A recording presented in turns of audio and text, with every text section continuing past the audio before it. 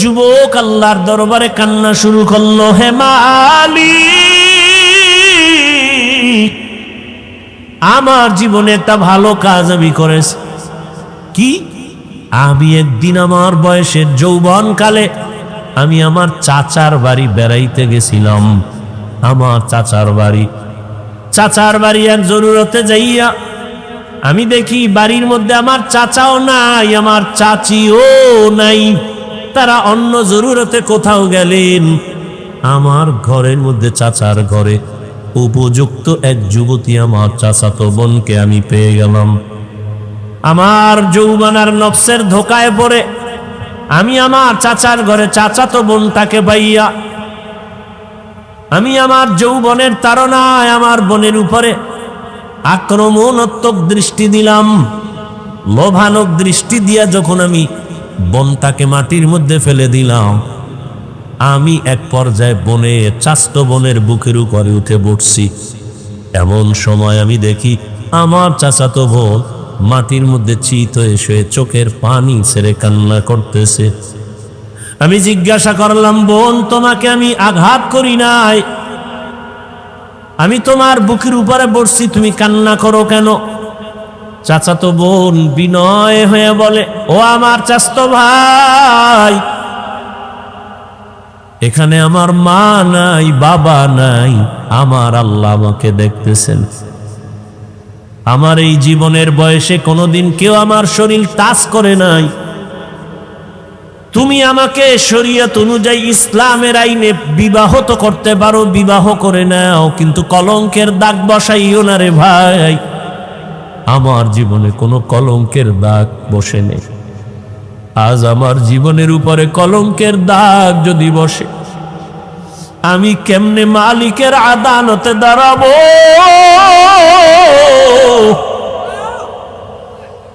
তুমি আমারে দয়া করে মাফ করে দাও। আমার আব্বাকে বলে প্রয়োজনে বিবাহের ব্যবস্থা করব, তারপরেও তুমি আমার কলঙ্কের দাগ দিও না রে ভাই। যুবক আল্লাহর কাছে কান্না করে বলেন, হে মালিক, ওই চাচাতো বোনের কান্না দেখাও আমার অন্তর নরম। আমি আমার বোনের কান্না দেখে দ্রুত আমি বোনের থেকে আলাদা হয়ে বললাম, বোন, আমারে মাফ করে দাও, আমি তোমার উপরে আর অপরাধ করব না। ও আল্লাহ, তোমার জন্যই আমি আমলটা করেছি, চাইলে তো আমি জোর করে অন্যায় করতে পারতাম। তুমি এর বরকতে আমাকে পরিত্রাণ দাও, গুহার মুখ থেকে আমাদের বাঁচাও। কান্না করে দোয়া করা মাত্র পাথরের টিনের 2 অংশ ফাঁকা হয়ে গেল আল্লাহর কুদরতে। তৃতীয় যুবক আল্লাহর দরবারে কান্না করেন, হে মালিক, আমার জীবনের একটা ভালো কাজ মনে হয়, আমার মনে বলে ভালো কাজ করেছে। আমি এক বাবার গরিব সন্তান, আমি বাহিরে গিয়ে কাজ না করলে আমার চুলায় আগুন জ্বলে না, খানাও হয় না, আমার বাচ্চা আছে ছোট ছোট, আমার ঘরে আমার বৃদ্ধ বাবা বিছানায় পড়ে আছে, আমার বৃদ্ধা মাও ঘরে আছে। আমার জীবনের অভ্যাস ছিল, আমি কাজ করে, তখন আমার প্রধান খাদ্য ছিল আমাদের গাভীর দুধ। আমি কাজ করে প্রতিদিন বাড়িতে আসার সময় গাভীর দুধ নিয়ে আসতাম। সারাদিন আমার বাচ্চারা ক্ষুধার্ত, খানা পায় না। আমি এসে প্রথমে মায়ের মুখে দুধ দিয়া, বাবার মুখে দিয়া, তারপরে বাচ্চাদের দিতাম। আমি আমার কলিজা দিয়া মাকে বাবাকে মোহাব্বত করেছি। আমার মা বাবাকে আগে দুধ পান করাইয়া তারপরে বাচ্চাদের দিতাম। একদিন কাজ থেকে আসতে আমার বাড়িতে রাত হয়ে গেল। রাতের গভীরে বাড়িতে আসার পর হঠাৎ তাকায় দেখি মা দেরি দেখে ঘুমায় পড়ছে, আব্বাও ঘুমায়, বাচ্চারাও ঘুমন্ত, ক্ষুধা। আমি তো নিয়ত আমার পাকা, আমার মা বাবাকে দুধ না দিয়া বাচ্চাদের দুধ দিব না, আমার ওয়াদা। আমি দুধের পেয়ালা নিয়ে ভাবতেছি কি করব, বাচ্চারাও ক্ষুধার্ত, কান্নার আওয়াজ। ওদিকে আমার মা ক্ষুধার্ত কিন্তু ঘুমে। এখন ঘুম থেকে ডাক দিলেও মা কষ্ট পাবে, কাঁচা ঘুম। ওই যুবক বলে, তখন আমি মায়ের আদর আর দোয়া পাওয়ার জন্য আমি দুধের পেয়ালা নিয়ে মায়ের মাথার কিনারায় দাঁড়ায় আছি। আম্মা জান যখন সজাগ হবেন তখন আমি প্রথমে দুধ দিব, গাভীর দুধ পান করবে, তারপরে বাচ্চাদের দিব। আমি দুধের পেয়ালা নিয়ে দাঁড়ানো, মা ঘুমায়, বাবাও ঘুমায়। আমার বাচ্চাগুলো ক্ষুধার যন্ত্রণায় কান্না করে। এক পর্যায়ে বাচ্চাগুলো আমার পায়ের কাছে আইসা কান্না করে আর বলে, বাবা খানা দাও। আমি মাকে না দিয়া বাচ্চাদের দিব না, আমার ওয়াদ আমি দেই না। এক পর্যায়ে তাকায় দেখি ক্ষুধার তৃষ্ণা আমার বাচ্চাগুলো কান্না করে করে মাটির মধ্যে পড়ে ঘুমায় গেছে। রাতের গভীরে আমার আম্মা সজাগ হইয়া তাকায় দেখে আমি সন্তান দুধের পেয়ালা নিয়ে মায়ের কিনারায় দাঁড়ান। মা তাকায় বলে, বাবা তুমি কি ঘুমাও নাই? আমি বললাম, মা তোমাকে আমি না খাওয়ায় কেমনে ঘুমাবো? আমার চোখে ঘুম আসবে না, কারণ তুমি আমাকে গর্বে নিয়ে কত রাত ঘুমাইতে পারো নাই রে মা, কত কষ্ট করেছ। আমার মতো সন্তানটা তুমি গর্বে রেখে খাইতে পারো নাই, ঘুমাইতেও পারো নাই রে মা। আমার চামড়া খুলিয়া জুতা বানাইলে তোমার ঋণ আদায় হবে না। ও মা, তোমাকে না খাওয়াই আমি কেমনে ঘুমাবো? আমার চিন্তায় তুমি কত রাত ঘুমাইতে পারো নাই রে মা। আমার অসুস্থতার কারণে তোমার ঘুম চোখে আসে নাই রে মা। তোমারে আমি ক্ষুধার্ত রাইখা কেমনে ঘুমাই? তোমার জন্য দুধের পেয়ালা নিয়ে দাঁড়ানো। হঠাৎ আম্মা জান তাকায়া দেখে আমার পায়ের কিনারে আমার বাচ্চাগুলো কান্না করে করে ঘুমিয়ে পড়েছে। মা আরো আশ্চর্য হইয়া আমাকে ধমক দিয়ে কয়, বাবা আরে আমার নাতিদের কেন তুই কষ্ট দিয়েছ? ওদেরকে কেন খানা দেও নাই? আমি মাকে বলছিলাম, মা তোমার মুখে না দিয়ে আমি কারো মুখে দুধ দিব না, বাচ্চাদেরও দেই নাই।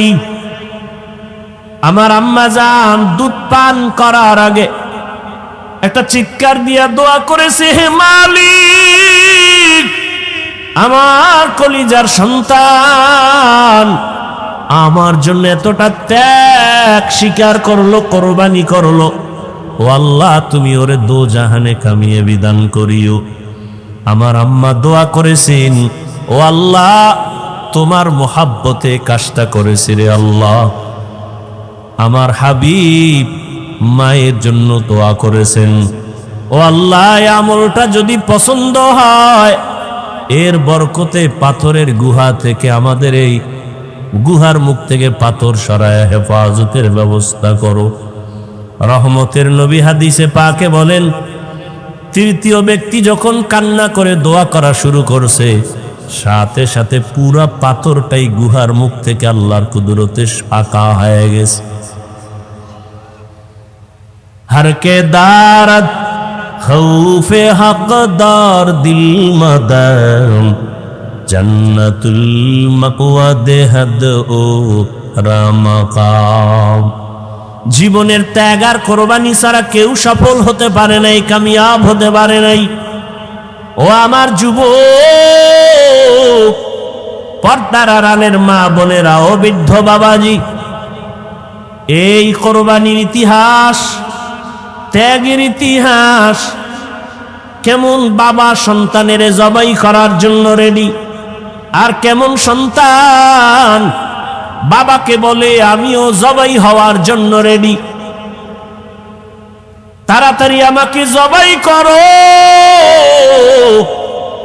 দেরি হলে আল্লাহ বুঝি আবার হুকুমটা নিয়ে যাবেন। কেমন ধৈর্য! ইব্রাহিম কাঁদে, ইসমাইলের চোখে পানি, হাজেরাও কান্না করে। ওদিকে মা হাজেরার কেমন ধৈর্য! শয়তান গিয়া কয়, হাজেরা ইসমাইলের কই পাঠাইছো 13 বছরের পর? বলে বাবা দাওয়াতে যায়, বাদশার দাওয়াতে। কয় না না, জবাই করতে নেই। বলে না, বাবা হইয়া কখনো সন্তান কি জবাই করতে পারে? শয়তান বলে আসল কথা আল্লাহর হুকুম।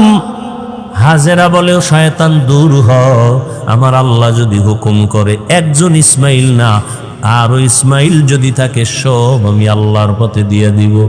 মুমিন জান্নাত পাবে, কোনো বেঈমান জান্নাত পাবে না। আর জান্নাত পেতে হলে পরীক্ষা দিতে হবে, পুরস্কার পেতে হলে পরীক্ষা দিতে হবে। আর পরীক্ষা তাদের জন্য যারা স্কুল কলেজ ভার্সিটি মাদ্রাসার ছাত্র। যারা ছাত্র না ওদের পরীক্ষা নেই।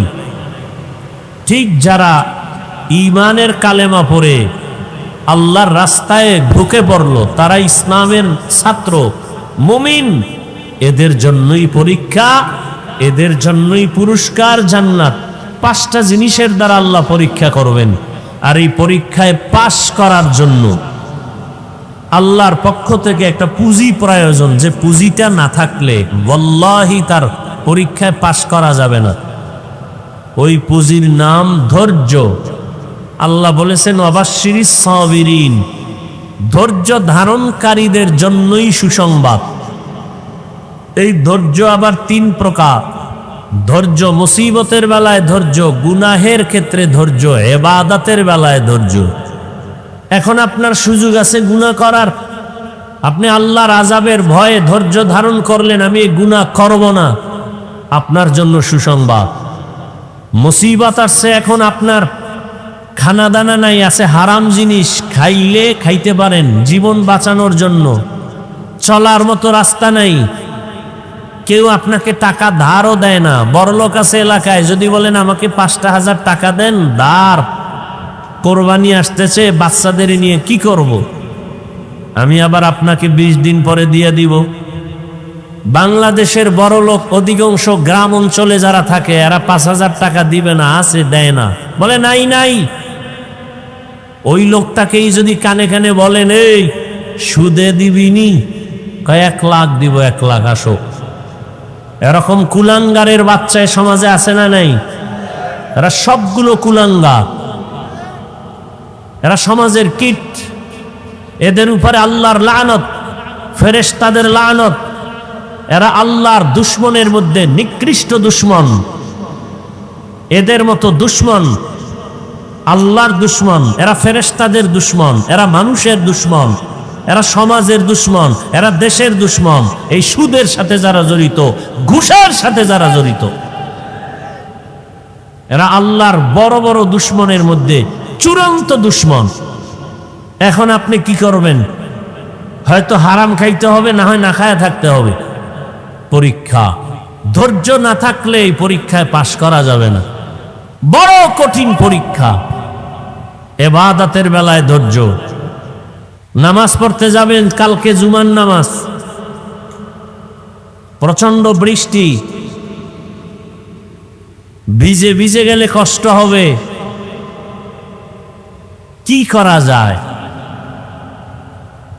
যাদের ইমানের পার্সেন্ট যত, তার আমলের পরিধি তত। একজনের ইমান বলে আমি নফল নামাজ ছাড়ব না, আর একজনের ইমান বলে নফল লাগে না।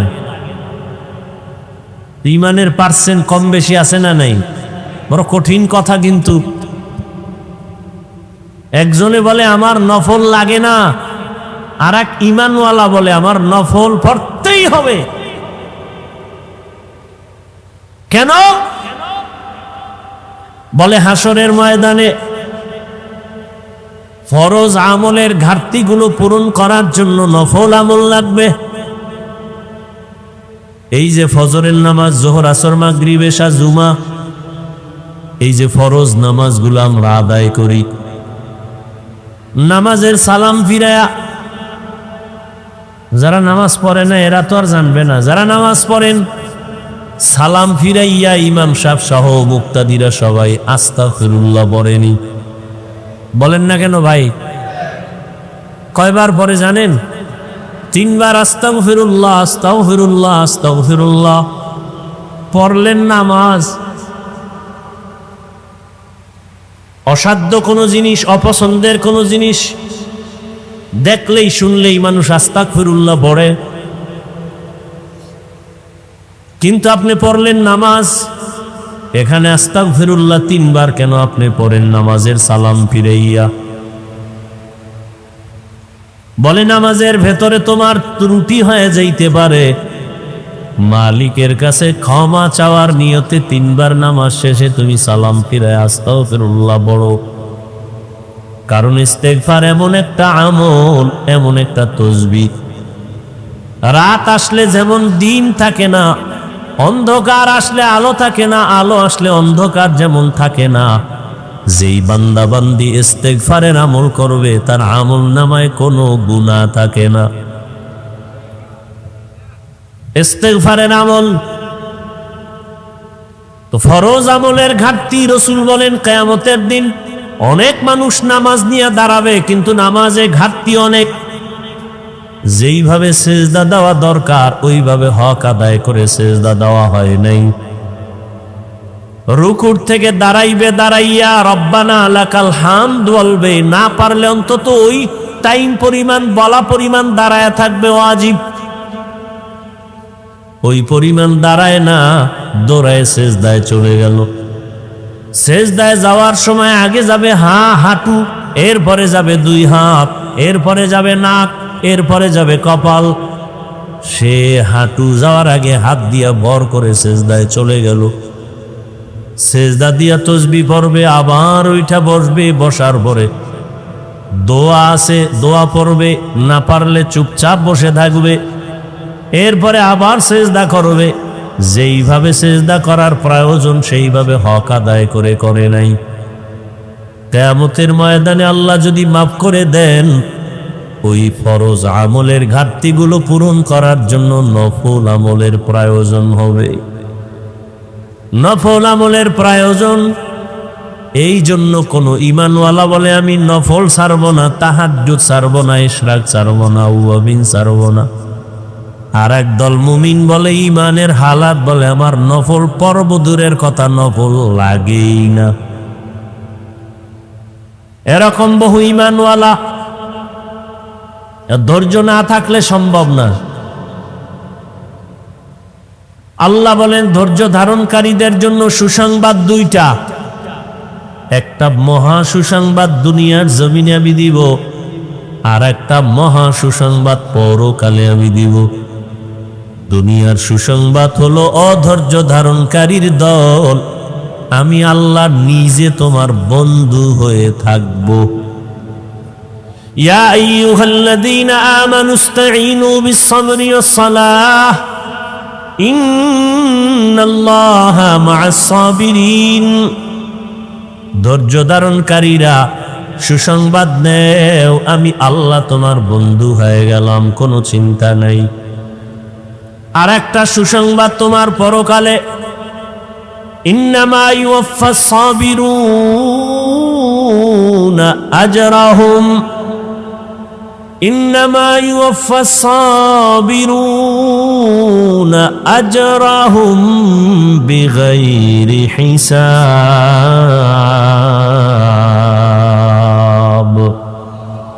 কিয়ামতের ময়দানে ধৈর্য ধারণকারীদের সুসংবাদ, আমি বিনা হিসাবে জান্নাত দিয়া দিব। বিনা হিসাবে জান্নাত পাওয়া বড় কঠিন। ধৈর্য ধারণকারী যারা, তাদের আল্লাহ বিনা হিসাবে জান্নাত দান করবেন। ধৈর্য ধারণকারী দুনিয়ায় পাবে আল্লাহ তার বন্ধু, আখিরাতে তার বিনা হিসাবে জান্নাত। এজন্যই ধৈর্য না থাকলে পরীক্ষায় পাশ করা সম্ভব না। আল্লাহ মুসিবতের দ্বারা পরীক্ষা নিবেন, ধৈর্য ধারণ করতে হবে। ধৈর্য ধারণ করে চুপ থাকা যাবে না। বলে মুসিবত যখন আসবে, জবানের আমল একটা, বাস্তবে আর আমল চালাওয়ার একটা। মুসিবত যখন আসবে তখন তোমার জবানের আমল, ইজা আসাবাতহুম মুসিবাহ ক্বালু ইন্না লিল্লাহি ওয়া ইন্না ইলাইহি রাজিউন।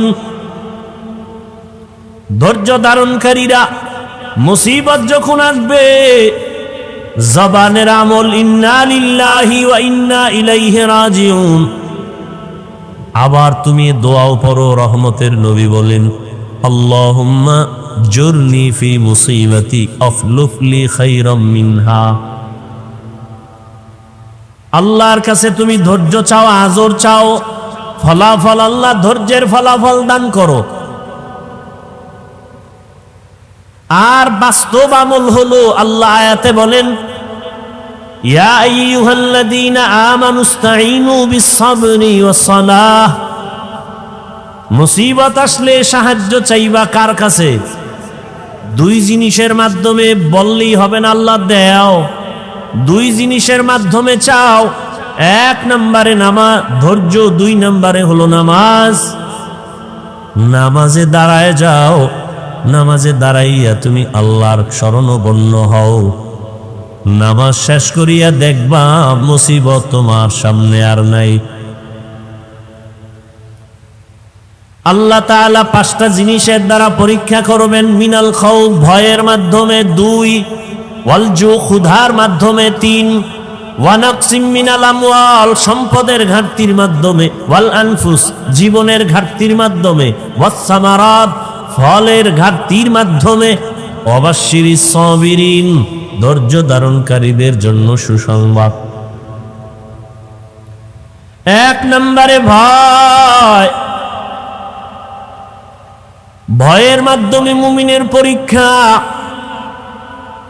সবগুলোই কিন্তু জীবনের জন্য একটা হুমকি স্বরূপ মুসিবত। ভয় আবার কয়েকটা ভাগে বিভক্ত। এক ভয় হলো আল্লাহর ভয়, আর একটা ভয় হলো দুনিয়ার মানুষের পক্ষ থেকে ভয়। তুমি যদি দাড়ি রাখো চাকরি থাকবে না, এরম ভয় আছে না নাই?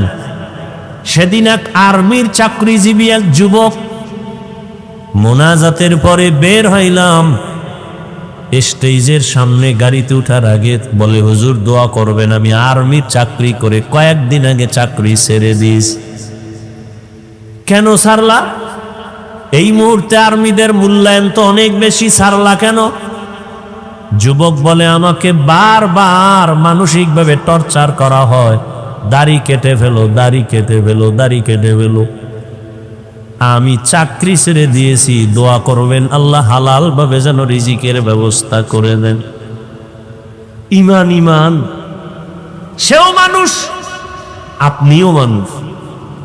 এখানে আমরা যারা বসে আছি সবাই আমরা মুসলমান। আপনাদের আল্লাহ আমার আল্লাহ দুইজন না এক?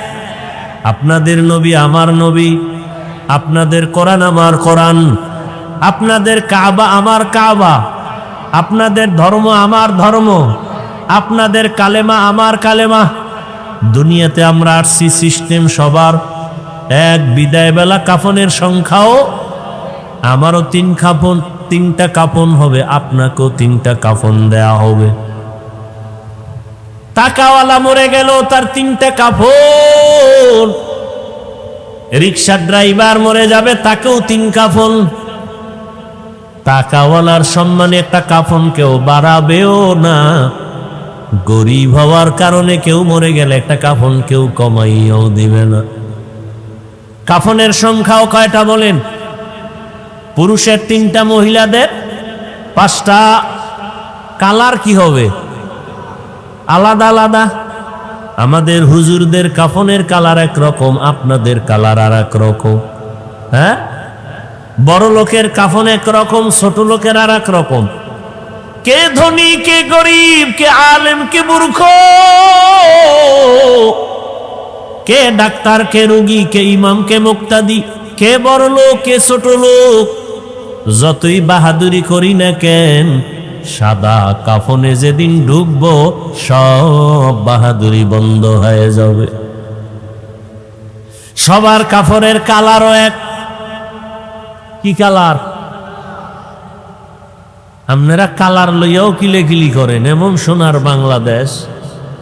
কালার লইয়াও মারপিট করে, কে সবুজ পরলো, কে কালো পরলো, কে সাদা পরলো, এ নিয়েও ঝগড়া চলে, আছে না নাই?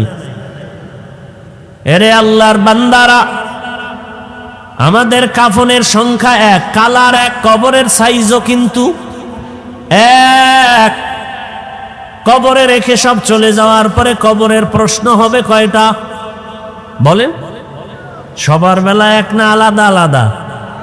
আমাকেও যেই প্রশ্ন করা হবে, আপনাকেও সেই প্রশ্ন করা হবে। রবের পরিচয় দাও, ধর্মের পরিচয় দাও, রাহমাতুল লিল আলামিনের পরিচয় দাও। তাহলে আল্লাহ এক, নবী এক, কোরআন এক, কাবা এক, ধর্ম এক, কালেমা এক। আপনাকে বয়ান করা লাগবে কেন আমার? আপনি তো আল্লাহ মানেন, নবী মানেন, কোরআন হাদিস মানেন। আপনাকে কেন টুপির বয়ান করব, দাড়ির বয়ান করব, পোশাকের বয়ান করব, নামাজের বয়ান করব? আজকে তো বিধর্মীকে বয়ান করব যারা আল্লাহ চিনে না, কোরআন চিনে না, নামাজ বুঝে না, অথচ তাদেরকে সময় দেওয়ার টাইম নাই। আপনাদের পেছনে ঘুরতে ঘুরতে 12 মাস ঘুমানোর টাইম নেই। পায়ে ধরে ধরে আপনাদের বুঝাইতে হয়, নামাজ পড়েন, টুপি পরেন। আপনিও মুসলমান, আমিও মুসলমান। আমার টুপি মাথায় না রাখলে লজ্জা পাই।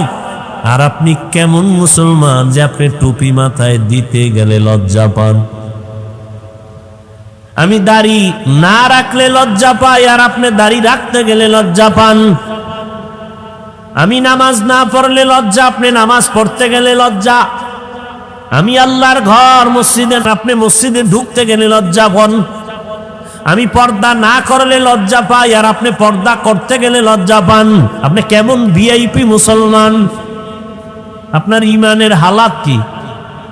আমি আপনাকে কথা বলি না সবাই আমার মতো হুজুর হয়ে যান। খবরদার, হুজুর বানাইতে আমি বাংলাদেশে ঘুরি না। আমি আপনাকে আপনার রাস্তায় থাইকা জান্নাতের পরিচয় দিতে চাই। আপনি চাকরি করেন, ব্যবসা করেন, লেখাপড়া করেন, ওখানে থাইকা মদিনার আদর্শের মালা গলায় লাগায় নেন। আপনাদের মতো লাইনের মানুষ, জেনারেল লাইনের মানুষ, বাংলা লাইনের মানুষ জীবনে মাদ্রাসায় পড়ে না, আলিফ বা তাও জানে না। এমন মানুষ কি আপনাদের লাইনে দাড়িওয়ালা নামাজি নাই? স্কুলে পড়ে, কলেজে পড়ে। ও যুবকেরা তাকায় দেখো, তোমার মতো যুবক স্কুল কলেজে পড়ে, চাকরি করে, ব্যবসা করে, 5 ওয়াক্ত নামাজ পড়ে, বলো তুমি পারো না কেন? তোমার মতো জেনারেল লাইনের যুবক রাস্তায় গাড়ি চালায়, নামাজ ছাড়ে না, বলো তুমি কেন পারো না রে বাবা? তোমার মতো যুবক র‍্যাব, আর্মি, পুলিশ, বিডিআর এর চাকরি করে, নামাজ পড়ে, দাড়িওয়ালা আছে না নাই? আল্লাহ বিবেক দিয়েছে, তোমার বিবেকটাকে প্রশ্ন করো, তুমি কেন পারো না রে বাবা? তোমার মতো যুবক নদীর মধ্যে মাছ ধরে, নামাজ ছাড়ে না, বলো তুমি কেন পারো না? তোমার মতো যুবক জমিনের মধ্যে কৃষি কাজ করে, নামাজ ছাড়ে না, গামছা বিছাইয়া নামাজ পড়ে, বলো তুমি কেন পারো না? তোমার কপাল বুঝি পুড়ে গেছে? কার না জানি বর্তোয়া তোমার কপালে লাগছে। তোমার মনটাকে বুঝাও যে তোমার মতো যুবক স্কুল কলেজে পড়ে, নামাজ পড়ে, তুমি আমি পারবো না কেন? কই আমরা আল্লাহর পথে থাইকা তো সম্মান কমে নাই, না খাইয়েও কেউ মরে যাই নাই। এরে আল্লাহর বান্দারা, এই যে মাঝে মাঝে আপনাদের থেকে সহযোগিতা চাওয়া হয়, কিছু দান সদকা করেন, না করলেও পারি, চাই কেন?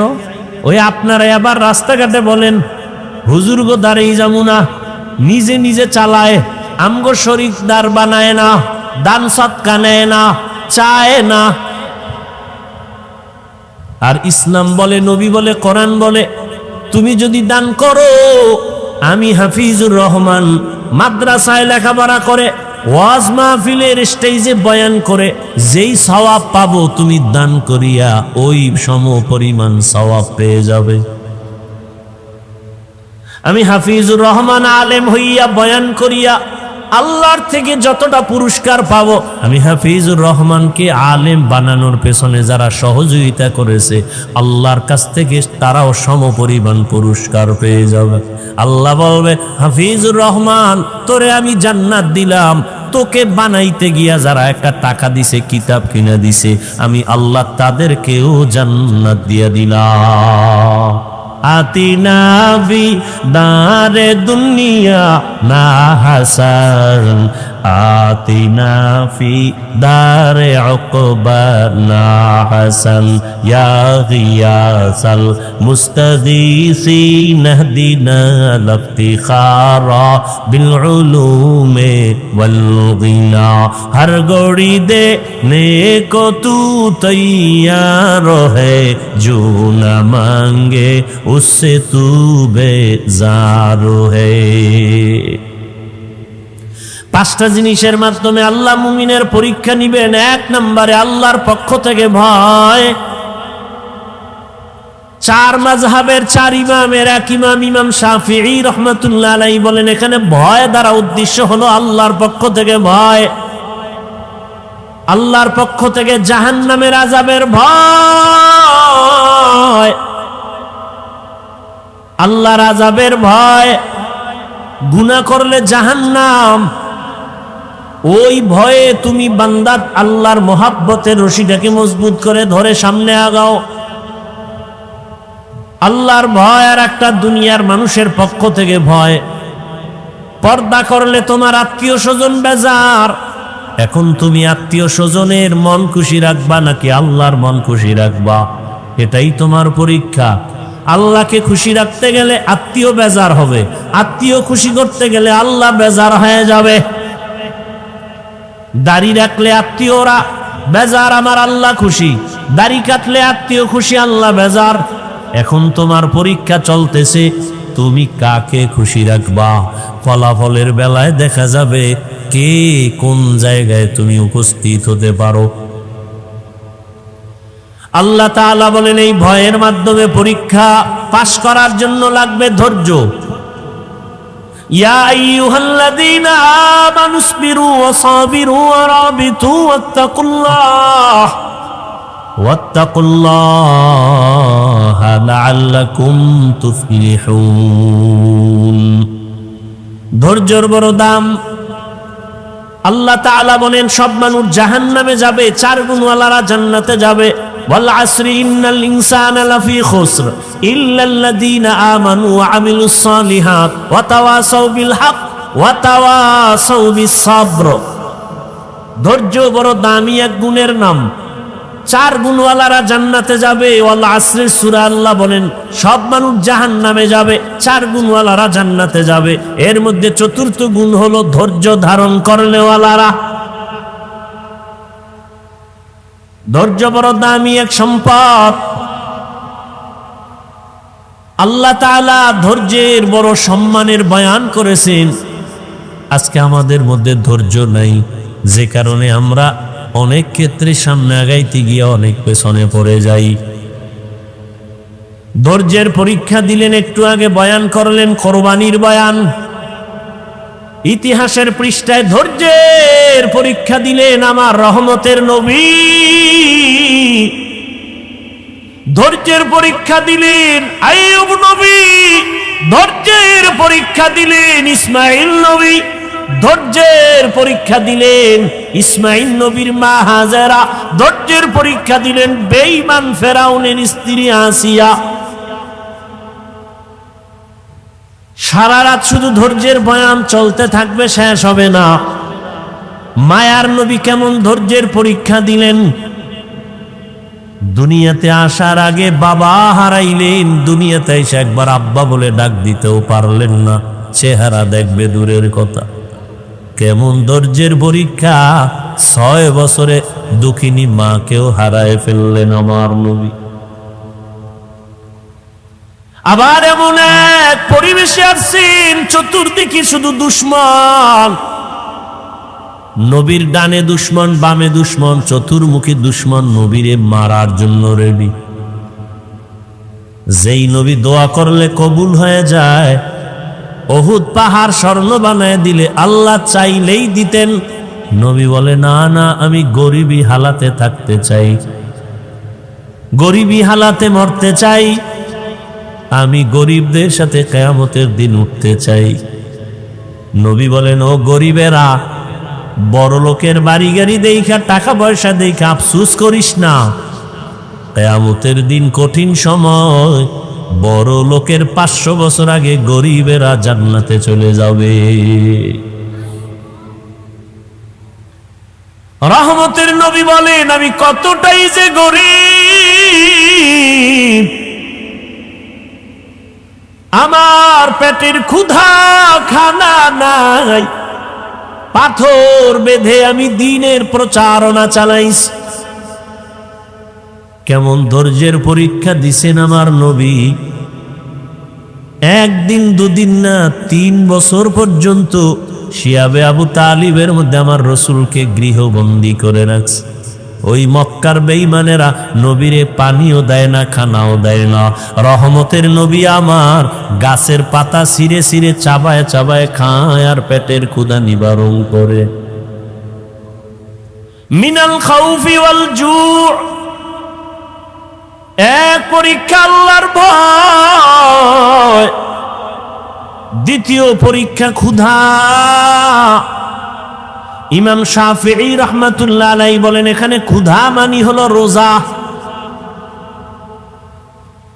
রোজাদার সারাদিন না খাওয়ার কষ্ট কেমন, গরিবেরা না খাইয়া কষ্ট করে কেমন, এটা তুমি রোজা রাইখা উপলব্ধি করো।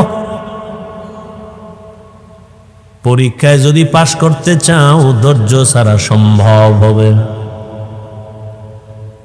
হাদিসে পাকের মধ্যে আসহাবে রকিম নামে একটা ঘটনা আছে, বলবো? অনেকে আপনারা জানেন, তারপর আমি অল্প টাইমে বলে ফেলবো। আসহাবে রকিম আল্লাহর দ্বীন হেফাজতের জন্য জালিমের ভয়ে এলাকার থেকে হিজরত করে 3টা যুবক সন্তান কোথাও রওনা হয়েছে। রাস্তা দিয়ে যাচ্ছে, পাহাড়িয়া জঙ্গল। এক এলাকায় যাইয়া হঠাৎ করে মুষলধারে বৃষ্টি শুরু হয়ে গেল। এত পরিমাণ বৃষ্টি, কোথায় যাবে, রাস্তায় দাঁড়ানোর উপায় নাই। পার্শ্বে পাহাড়, পাহাড়ের গুহায় তারা ভেতরে ঢুকে আশ্রয় নিল। ওই 3টা যুবক পাহাড়ের গুহায় আশ্রয় নিয়া ভেতরে অপেক্ষা করে, বৃষ্টি কমে যাবে, এরপরে বের হব। কিন্তু আল্লাহর পরীক্ষা, একটা বড় পাথর আইসা পাহাড়ের গুহার মুখের মধ্যে পড়ে আটকায় দিল। এত বড় বিশাল পাথর, ধাক্কা দিয়াও নাড়ানো যাবে না। কি করা যায়? এক তো বৃষ্টির মুসিবত, আর একটা হলো গুহার ভেতরে অন্ধকারের মুসিবত। আর একটা মুসিবত হলো সামনে পাথর আটকায় দিছে, এত বিশাল পাথর নাড়াচাড়া করা যায় না, আর এক মুসিবত। আল্লাহ বলেন, আমি যারে বেশি মহব্বত করি তারে মুসিবত দিয়ে পরীক্ষা নিব, রসুলের হাদিস। আর মুসিবত যখন আসবে, জবানের আমল করো। ইজা আসাবাতহুম মুসিবা ক্বালু ইন্না লিল্লাহি ওয়া ইন্না ইলাইহি রাজিউন। অন্ধকারে গুহার মধ্যে বসে পেরেশান হয়ে গেলেন, কি করি, কোথায় যাব? কাউকে টেলিফোন করার কোনো সুযোগ নাই, টেলিফোনও নাই, থাকলেও করতে পারবে না। এমন এক গুহার মধ্যে ঢুকছে, নেটওয়ার্ক থাকবে না, আবার আলো নাই, অন্ধকার। বাহিরের আলো যাও আসবে, কিন্তু পাথর এসে আটকায় দিল। আবার বাহিরে প্রচন্ড মুষলধারে বৃষ্টি চলে। এক পর্যায়ে তারা নিরুপায় হইয়া পরামর্শ শুরু করলো, কি করা যায়, কি করা যায়। একজনে বলে, আমার আপনার তো 3 জনে হিসাব করে দেখো, জীবনে কোনো ভালো কাজ করছো কিনা বল। একজনে কে, হ্যাঁ আমার একটা ভালো কাজ জীবনে করছি, সবই আকাম করছি, তবে একটা ভালো কাজ আমার মনে হয় করেছি। বলে ভালো কাজের ওসিলা দিয়া মালিকের সামনে সিজদায় পড়ে চোখের পানি ছেড়ে কান্না কর। আমার মালিকের যদি ডাক দাও আল্লাহ পাক রাস্তা খুলে দিবেন। আম্মা ইউজিবুল মুযতাররা ইযা দাআহ, বান্দা যখন মুসিবতে পড়ে আমার মালিকের ডাক দেয়, আল্লাহর কোরআন বলে আল্লাহ তার মুসিবত থেকে তাকে পবিত্রতা অর্জন করার রাস্তা খুলে দেন। তিনটা যুবক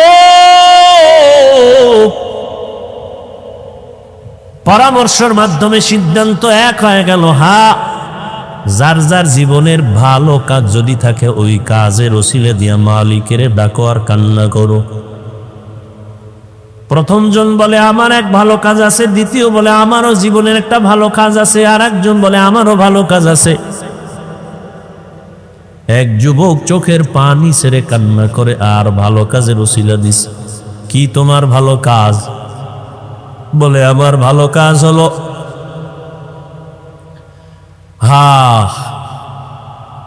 আমি এক সময় টাকার মালিক হইয়া আমার বাড়ি কর্মচারীরা কাজ করত। কর্মচারী কাজ করার ক্ষেত্রে এক কর্মচারী আধা বেলা কাজ করলো, আমি তাকে বেতন দিলাম কম। লোকটা মনের কষ্টে টাকা না নিয়ে চলে গেল, রাগ করে চলে গেল। ওই টাকাগুলো আমার কাছে রেখে গেল। আমি আমানতের সাথে টাকাগুলো দিয়ে আমি বকরি কিনে কিনে কিনে কিনে একের পরে এক বকরি বড় হয়, বিশাল এক পাল হয়ে গেল। ওর ওই মজুরির টাকা আমি খেয়ানত করি নাই, আমি ওই টাকা দিয়া বাড়ায়া বাড়ায়া বিশাল এক বকরির পাল হয়ে গেল। কোন একদিন ওই কর্মচারী এসে বলে আমার টাকা দাও। আমি চাইলে ওর ওই অতটুকু টাকাই দিতে পারতাম, কিন্তু না।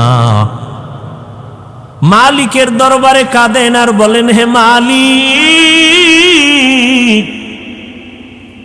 তোমার জাহান্নামের আযাবের ভয় অন্তরে জমা করিয়া ওই কর্মচারীর পুরা টাকার অর্জন করা যত বকরি সব আমি দিয়া দিলাম, আর বললাম এগুলো তোর টাকার নিয়ে যা। কর্মচারী বলে আমার এগুলো কই পাবো, আমার অল্প টাকা, টাকা দাও। বলে না, আমি বাড়ায় বাড়ায় বাড়ায় বাড়ায় বকরির পাল করেছি, এগুলোর মালিক আমি না, তুই এগুলোর মালিক, সব নিয়ে যা। ও আল্লাহ, আমি চাইলে তো বকরি রেখে দিতে পারতাম, রাখি নাই, তোমার মহব্বতে খেয়ানত করি নাই।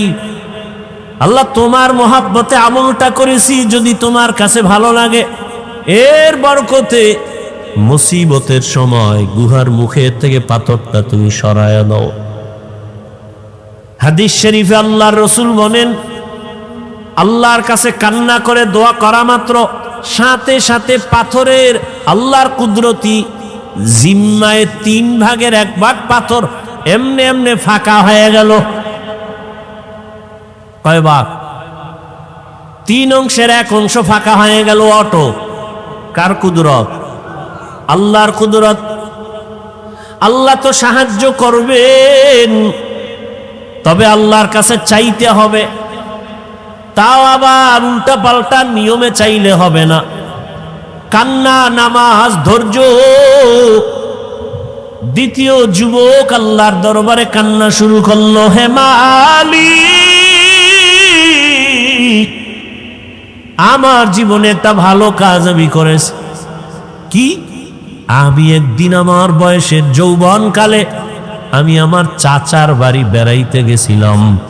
আমার চাচার বাড়ি এক জরুরতে যাইয়া আমি দেখি বাড়ির মধ্যে আমার চাচাও নাই, আমার চাচিও নাই, তারা অন্য জরুরতে কোথাও গেলেন। আমার ঘরের মধ্যে, চাচার ঘরে উপযুক্ত এক যুবতী আমার চাচাতো বোনকে আমি পেয়ে গেলাম। আমার যৌবনার নফসের ধোকায় পড়ে আমি আমার চাচার ঘরে চাচাতো বোনটাকে পাইয়া আমি আমার যৌবনের তাড়নায় আমার বোনের উপরে আক্রমণাত্মক দৃষ্টি দিলাম। লোভানক দৃষ্টি দিয়া যখন আমি বোনটাকে মাটির মধ্যে ফেলে দিলাম, আমি এক পর্যায়ে চাস্ত বোনের বুকের উপরে উঠে বসছি। এমন সময় আমি দেখি আমার চাচাতো বোন মাটির মধ্যে চিত হয়ে শুয়ে চোখের পানি ছেড়ে কান্না করতেছে। আমি জিজ্ঞাসা করলাম, বোন, তোমাকে আমি আঘাত করি নাই, আমি তোমার বুকের উপরে বসছি, তুমি কান্না করো কেন? চাচাতো বোন বিনয় হয়ে বলে, ও আমার চাচাতো ভাই, এখানে আমার মা নাই, বাবা নাই, আমার আল্লাহ আমাকে দেখতেছেন। আমার এই জীবনের বয়সে কোনোদিন কেউ আমার শরীর টাচ করে নাই। তুমি আমাকে শরীয়ত অনুযায়ী ইসলামের আইনে বিবাহ তো করতে পারো, বিবাহ করে নাও, কিন্তু কলঙ্কের দাগ বসাইও না রে ভাই। আমার জীবনে কোনো কলঙ্কের দাগ বসে নেই। আজ আমার জীবনের উপরে কলঙ্কের দাগ যদি বসে, আমি কেমনে মালিকের আদালতে দাঁড়াবো?